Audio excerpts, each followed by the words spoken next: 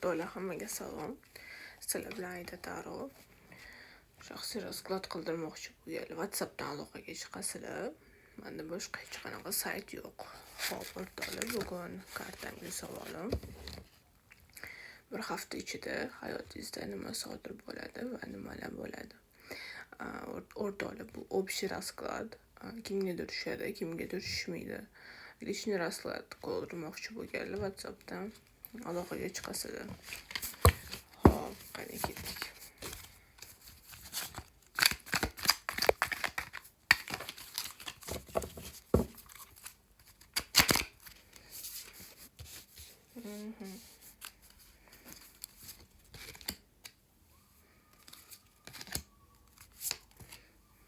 Xo'p, o'rtoqlar.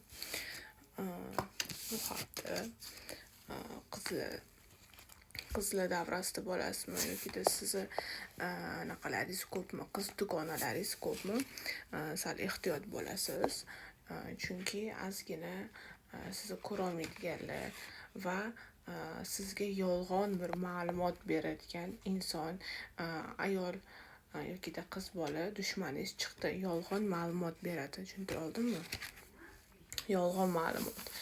Agarda o'rtoqlar, hozir yana to'liq bitta ikkitalik karta. Tushunarli.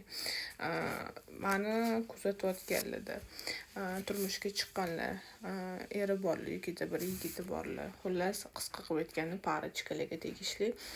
Bu hafta sizlarda qanaqadir siqilish, yig'lash, ko'z yosh to'kishli bo'ladi.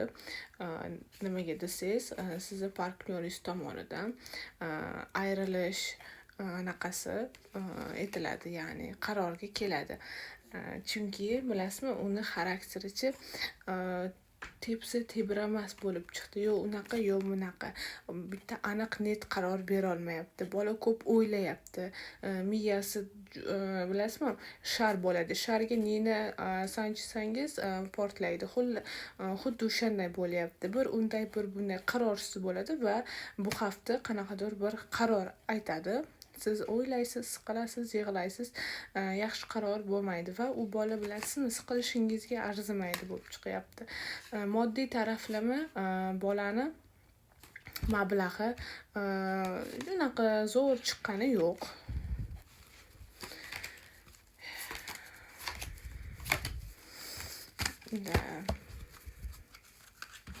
Hozirchalik shu o'rtoqlar.